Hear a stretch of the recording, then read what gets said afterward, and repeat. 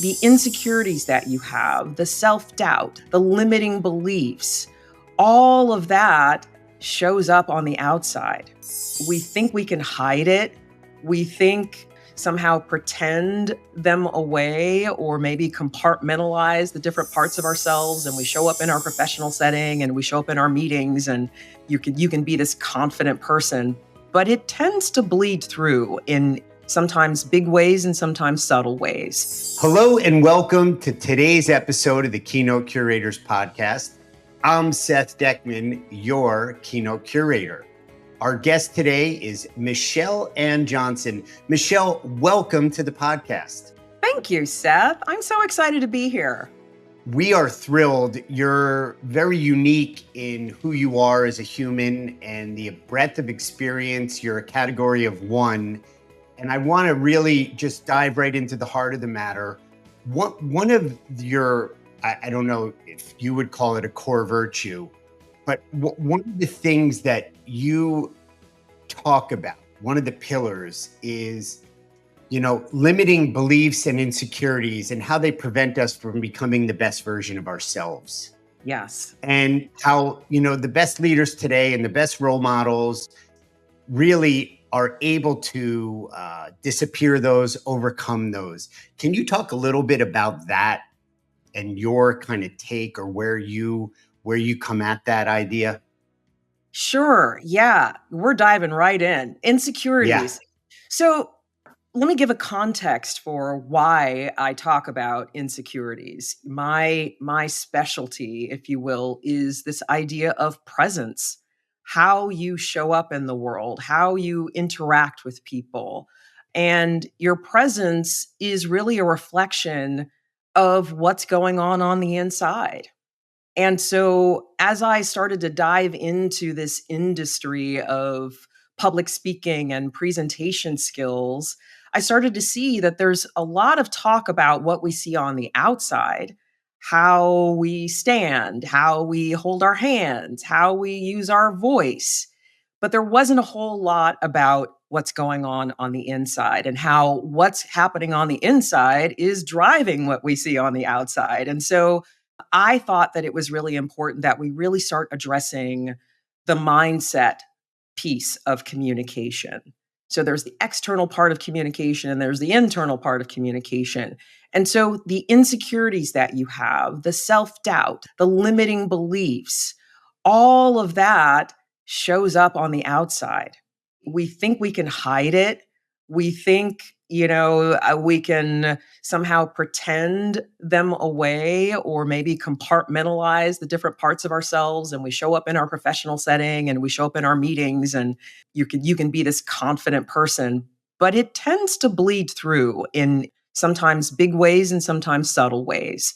And so the more we can understand ourselves, the more self-aware we are, the more self-understanding we can cultivate about our own insecurities, our limiting beliefs, all of those things, then the more we can manage them, the more we can resolve them and reframe them and begin to replace them with more supportive and resourceful and I would say even more accurate beliefs that really represent who we truly are, who our authentic selves are. And then that begins to shine through in our presence. It's really beautifully said. This is something that is near and dear to my heart. I'm like a moth to light, an ant on candy. I love this conversation and it can happen. It's important in all 360 degrees of your life, not just that personal life or in your community or what you do at work. It really is, you use the word bleed because, there's what we show and then what's going on inside. And often there's a big gap. There's a distance between what we portend and what's kind of percolating or simmering underneath. Yeah. Maybe as humans, the gap will never be 100% closed, but I think the closer they are, the more harmony and that energy and what you talk about, we'll get into it, that the power is really resonating and emanating. God, I have so much to say. I just loved, I want to unpack a little bit here because you talk about the inner work, right? And then that's where everything is sourced from the inside out. We can put on great clothes. We can learn how to speak well. We can practice and say and respond in the what we think is the right way. But if it's not congruent, if it's not aligned, if it's not in harmony with where from whence it's coming, that font, that source, it will show up, as you said, subtly or not, right? Mhm. Sometimes obvious, and say, "Oh no, I told them, but they got that. They didn't get what I wasn't saying or the unsaid." And you and I think what you're saying is actually they did get the unsaid. Yes. So, in alignment with, thank you for agreeing, in alignment with, this inner work moving that I think decades ago would have been like those crazy people out in Esalen in Northern California, or to name a whole bunch of other organizations and institutes like that. The self-discovery, the acceptance, personal growth, authenticity, transformation, which could be an overused and misunderstood word. These retreats, there's workshops, there's webinars, there's one-on-one, social media. Everybody's kind of glomming onto quotes and phrases. You just underlined presence over presentation. Yes. And, while you didn't get totally under the hood about it, I want you to dial it in, because you and I have had some conversations, and you talk about if you could connect what I just said to, you had the status, you had the title, you had the position, but you didn't experience your own real power. And with this insecurity and inauthenticity and people hiding and what we're talking about, could you kind of clean that question, observation, editorial up for me and talk about that? Does Yes. that make sense? Yeah, absolutely. So personal power is different than the traditional way that we think about power. I think most of us, when we think about power, we think about making money. We think about getting the job. We think about the house, getting a raise, getting a promotion so that you have more decision making powers, power over information, access to opportunities. That's what I think most of us think about when we think about power. The word power, Status. right? Status, hierarchy, all of that stuff. But that is different than personal power. Personal power is internally generated. Personal power comes from your belief about yourself and your relationship to the world. And so you can have the status, you can have the stuff, you can have the awards and the accolades and all the external validation in the world. I had it, right? I had two jobs way back in 2008. I was a professional actress. I was making all the rounds and all the TV shows like ER and Friends and Without a Trace and, all the popular shows. Modern Family, one of my Modern favorites. Family, NCIS, all the shows, the acronyms. So I was doing that. And then I also was a corporate manager at the same time. So I had the stuff, the status, the cool life. And yet I was deeply unhappy because I didn't have the personal power. I hadn't done that work on the inside. And all of the insecurities that came from my childhood and, all of those experiences and the internalized beliefs, that was chasing me. Even though I had the stuff, I wasn't happy because I didn't know who I was. And so I had to set all of that aside. I walked away from acting, I walked away from my job, and I essentially sat and meditated in my apartment for 5 years. I call it my big time out. Hold on. You did take bathroom breaks. I took bathroom breaks. Okay. Yes, I Okay. showered occasionally. Okay. Occasionally. I had to feed myself, but that's what I did. Now I was doing odd jobs here and there and stuff, just to kind of pay the bills. But Mhm. I mean, I really kind of locked myself away. I had planned for 1 year. I thought I was going to take a 1 year sabbatical and find myself and figure it all Right. out. And that 1 year turned into 5 years. I'm an extreme person. That's what I had to do. But I had to do all of that soul searching and seeking and looking underneath the hood and looking underneath the rocks and really mapping out my own psyche, my own personality, getting in touch with the memories that were painful that I had tried to lock away, all of that stuff, and kind of built myself up from scratch. I kind of remade myself into, I think, a more authentic version of myself. And by Can I then, can I just yeah, ask you one quick question? So I often feel like, this was a big move, right? I mean, that's, I think, an understatement. You have the corporate, you have the creative side, you're firing on all cylinders, but this wasn't your words, but there was a no fulfillment, or a real lack of fulfillment, and that personal power. While you were expressing yourself, you weren't fully self-expressed. And you said you got to a point. What was that moment? I mean, as much as you want to share, there's always that moment, and then the yeah. courage and the valor that it takes to make the choice, right? And was it instantaneously? It came over you like a bucket of hot water, and you ripped the cord, or because that moment is the inflection point, and then it's wow, there's nothing, which is exciting because as a creative person, with nothing you can do anything, but nothing is also unknown, and it's quite frightening. Unknown is scary. I think for me, it wasn't like an overnight thing. It was something that had been building over a Hmm. couple of years. This feeling of unease, this feeling of unhappiness, this feeling of, I was just lost. I didn't know why I was acting anymore. I didn't know if I was doing it because that's what I had been doing, or if it was because I actually enjoyed doing it. I looked at my corporate career, and I could see where that was going. I was like, okay, if I stay on this track, I'm gonna get promoted to vice president of this or that, and I was like, yeah, I don't know if that's what I want to do.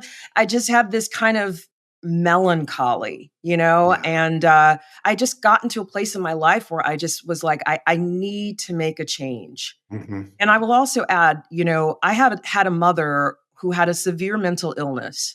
And that, sometimes we learn from what not to do. I had an Right. example in her of, this is where my life could take me if I continue on this path. I Yeah. knew it. I knew Yeah. if I kind of stayed in this place of unhappiness and didn't do something drastic to change the trajectory of my life, I Yeah. knew I had a Yeah. living example of what that could look like. Right. Well, and thank you. I know I detoured you a little bit, and thank you for, something so personal that you shared. The reason I ask is because this fascinates me on our podcast. And for those who haven't, please subscribe and share with your neighbor and your friend and the people you act with and the people in your corporate job and anybody and everybody. Like us, love us, comment, share. you know our guests have shared, they don't have the same story, the same through line, the same script as you, but they share these moments where, whether it was a slow burn and it was over time, or it was a cold water over the body type of moment. And what I always kind of intervene or stop, I'm curious about, is that moment, because I just want to underscore this, especially many of our listeners are meeting professionals who are in a chaotic, high stress, high demand, very competitive environment. They're producing these incredible moments of meaningful experience. And there's always a moment where you have to collect yourself and be true and connected with your power. No different than that moment where, when you said, I'm done, enough, whether it was dramatic, traumatic, whatever, comical, um, the new journey begins. Whether it's not exactly where you are today, when you took that step, it was huge.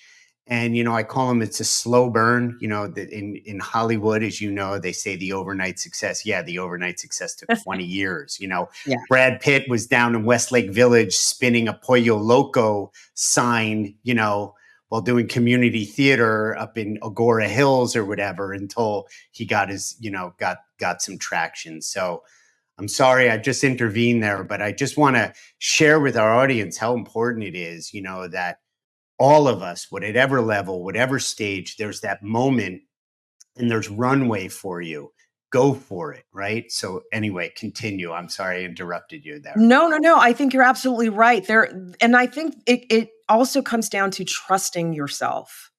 You have to trust yourself because I Right. think But when you're in that insecurity and you're in that self-doubt and you don't have a sense of your direction and your purpose, it's kind of feeding itself in the opposite direction, right? That's why I'm just so fascinated by this courage, yeah. But I think even in our insecurity, we still have a connection to our intuition. We Totally. still have a connection to that gut. I don't know what it is. Something is pushing me. Like you just Yeah. got something's pushing you from the Yeah. back. Like just Right. go, or just the whisper, I Right. need to go do this. You don't know why. You don't know Yeah. where it's going to lead, but something's telling you, no, you got to change. We got to do something And different here.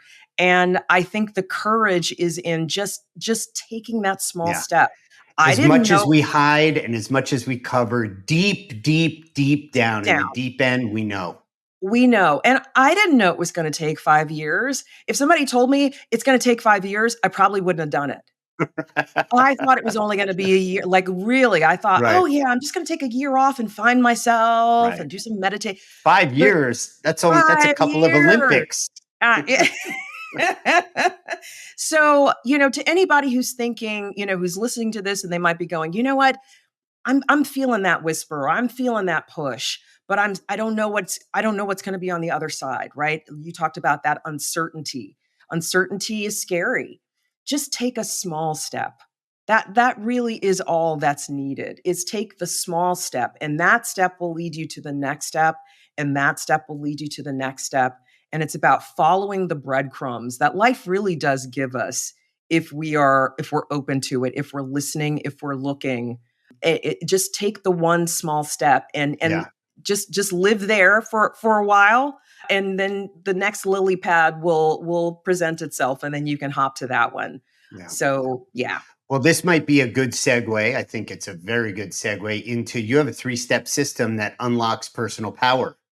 I love it. I love the simplicity. Know yourself, show yourself, fix your thermostat, and call in your order. And the last one, I just love that phrasing. I'm a words person. I'm a language person.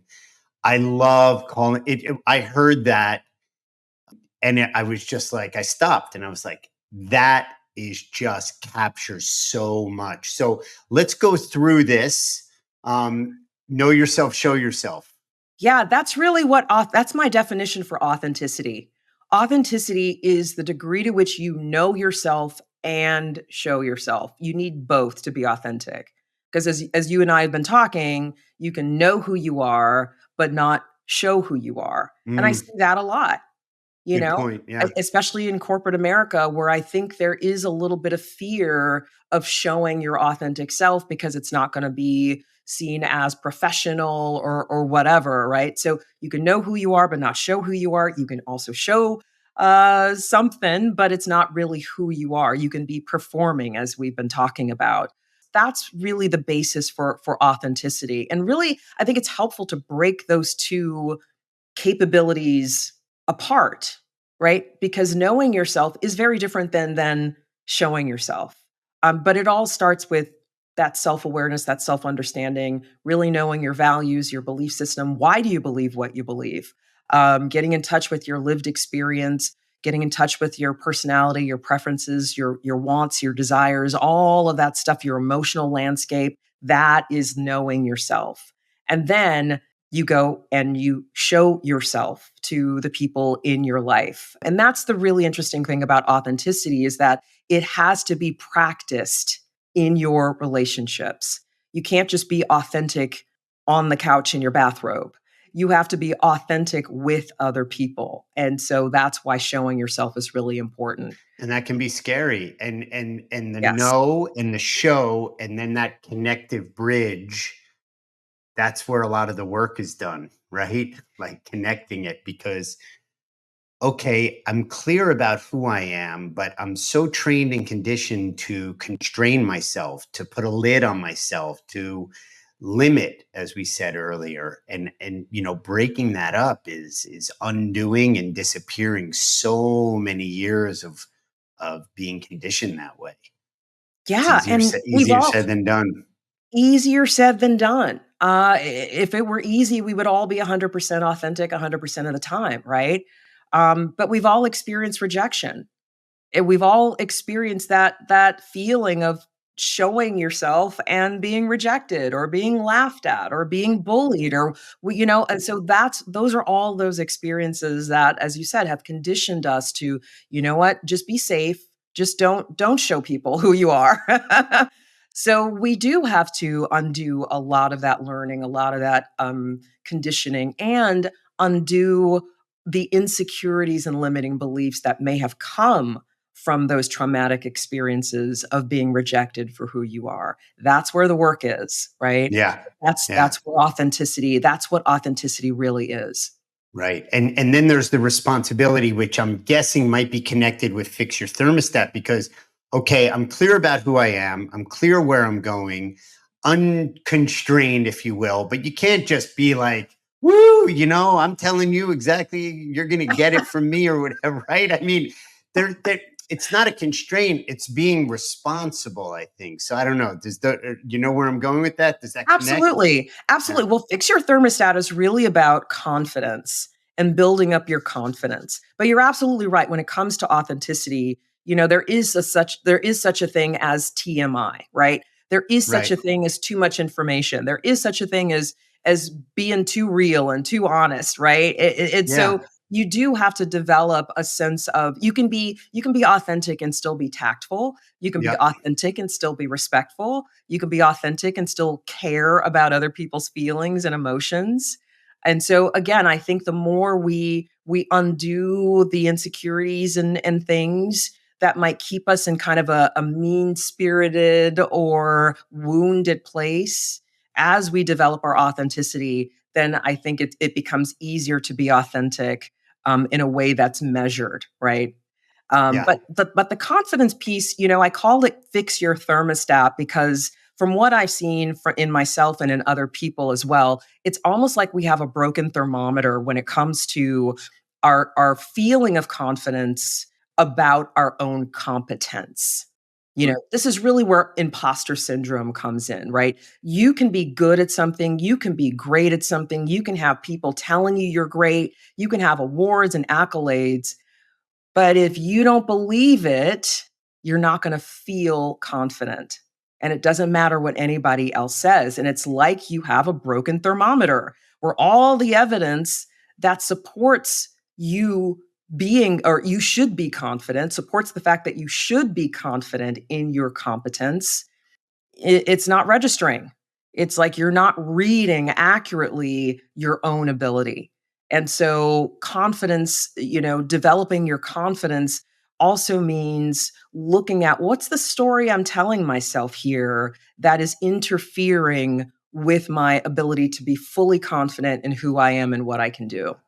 And again, easier said than done. I'm repeating myself, and I don't want it to live in the realm of cliche.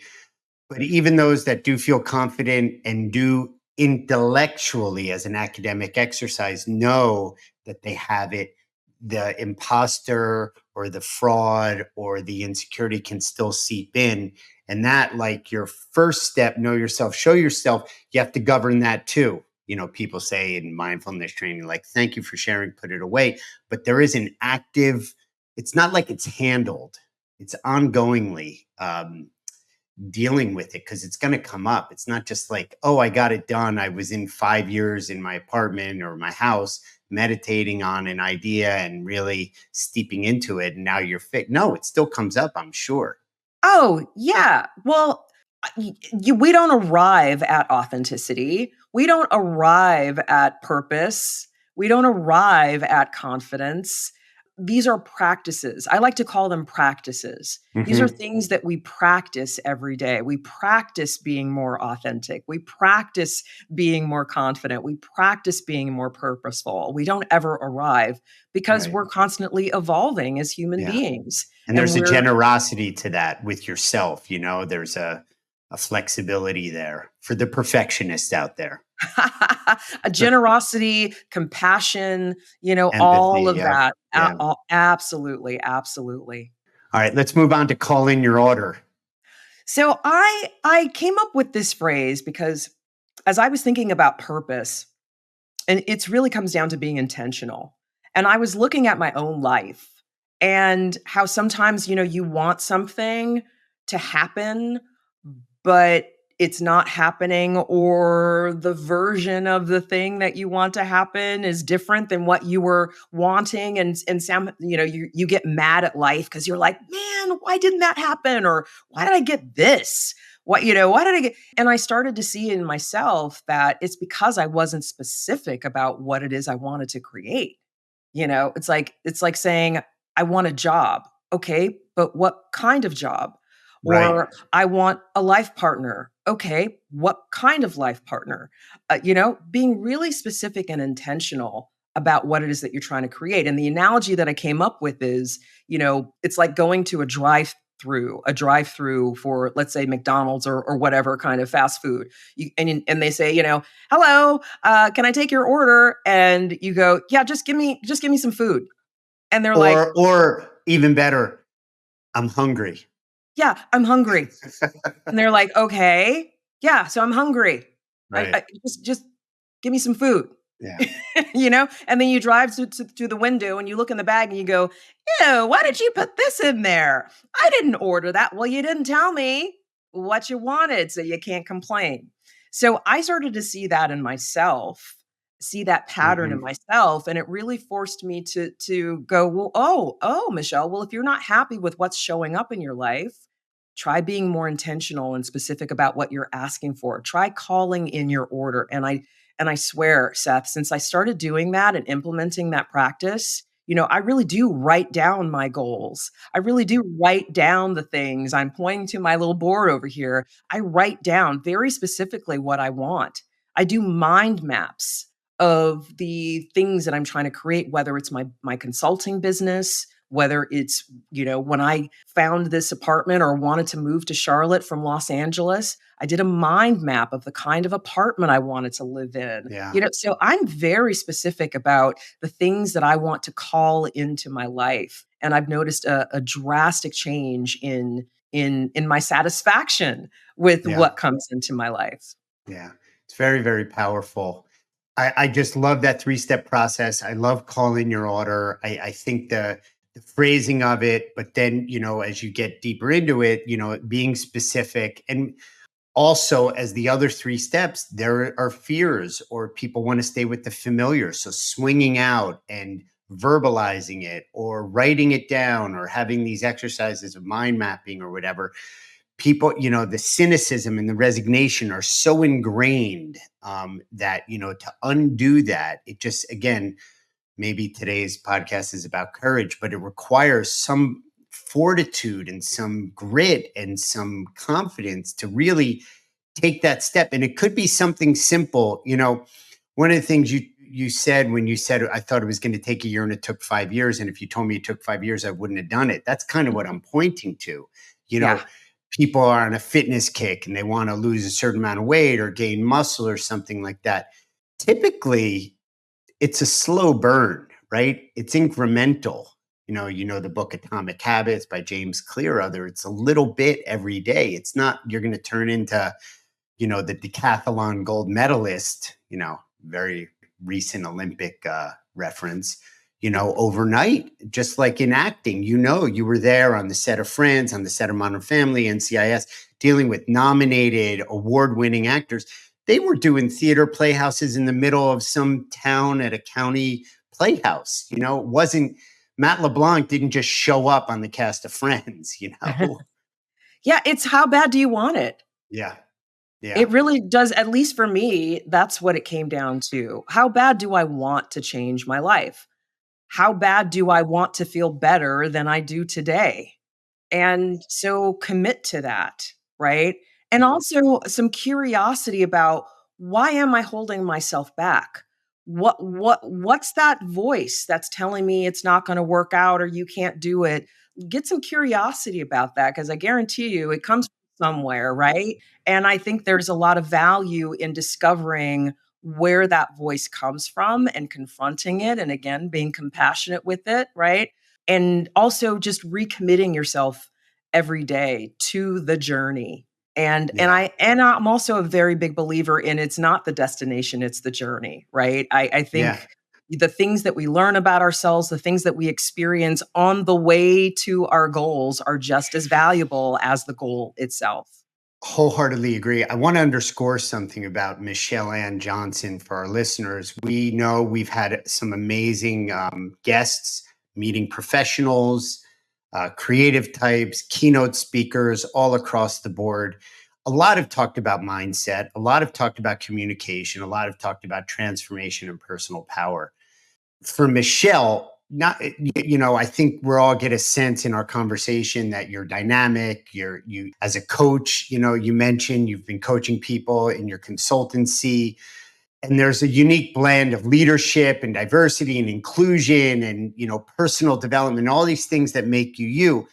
And not that being on TV is like the end all be all, but bringing in the experience from that realm and that domain is a distinction, and you already mentioned it. Friends, Modern Family, NCIS, all these amazing shows that you've been on, what you learned, but you've also worked with executives from Lowe's and Deloitte and Amex and on and on. So there's this amplitude, this wide range of experience that you bring that's unique, and your presence is clear.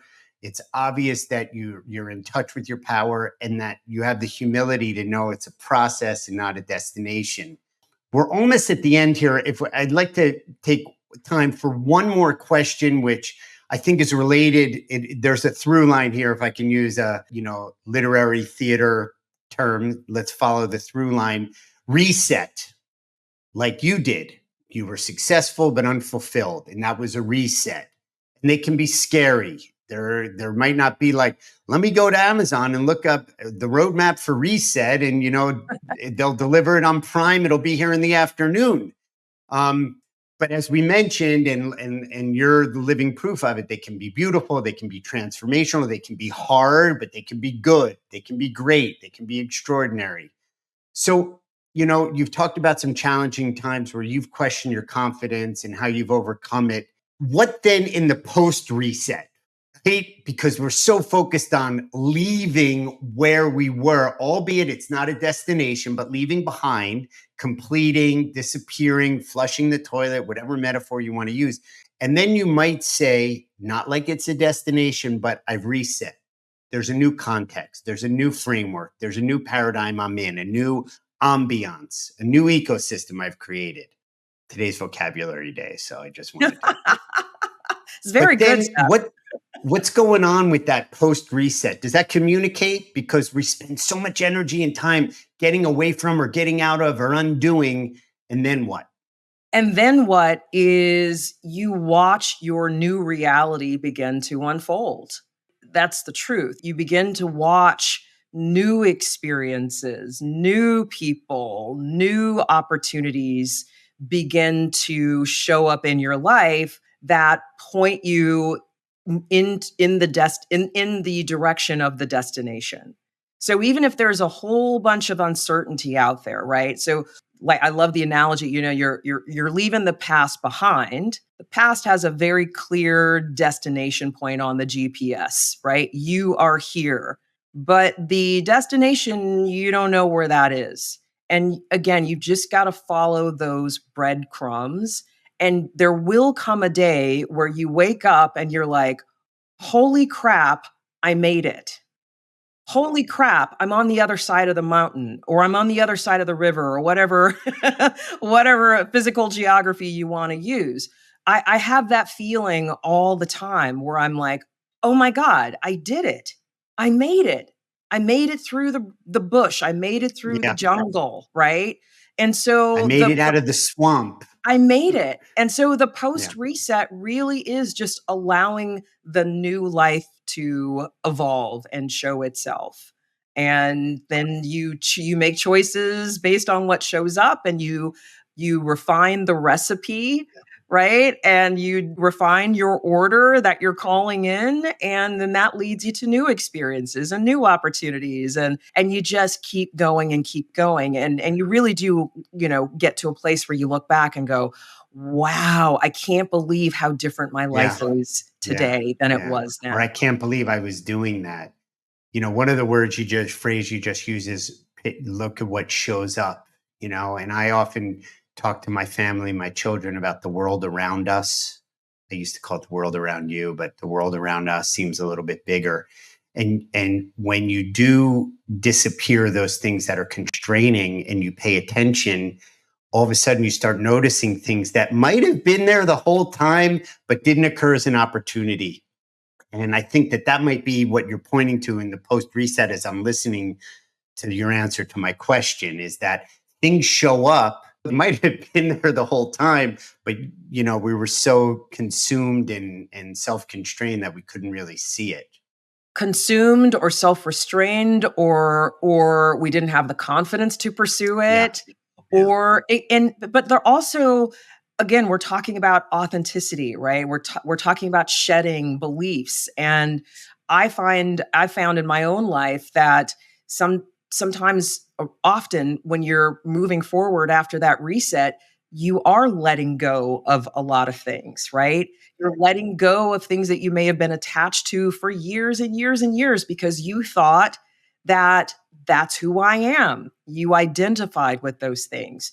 But as you dive more into the authenticity practice, you can release those things and allow space for new things that are much more in alignment with who you really are and who you are becoming.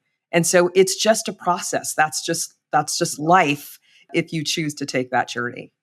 Well, I am on the journey. I'm on the journey with you. I follow your journey. It inspires me. I know our listeners are on a journey. There are small business owners. There are friends and family. Again, meeting professionals, event marketers, event producers, and it's all a journey. And, in this hyper-connected, hyper-over communicative, not everybody's listening, but communicative world with a lot of distractions, the core virtue of your message of, knowing yourself, knowing the direction you're going, calling your order. It's just really, really important. We're going to end here. I feel like we've left a little bit on the table, but I just want to thank you, Michelle Ann. I know you're busy. You have a lot of great work that you've done and a lot of great speeches ahead of you. And I know when you get on stage, you make a difference and you touch people and they have something that they can take away right away and make a difference with. And for those speeches that are either next week or next month or next year, and people you don't even know that you're going to touch their lives and the ripple effect will ripple out, I thank you for making that difference that you have yet to make, because it is important. You do important work, and we're really grateful to have you here as a guest on the Keynote Curators Podcast. So just thank you so much. Thank you, Seth. I really enjoyed this conversation. You're going to be, my wheels are going to be turning for the rest of the day. You got it. I mean, this is great. I look forward to this. When I was preparing, and I said, this is right in my wheelhouse. Empowerment, knowing yourself, standing up, being confident, it's something near and dear to my heart in my personal life with my 3 daughters, in my professional life with my team and myself and everybody that I interact with. So just again, thank you. And for our listeners, thank you for joining us. Thank you for being with us. Thank you for coming back, or thank you for being here for the first time. Again, subscribe, like, join us, share it. You're going to be smarter for it.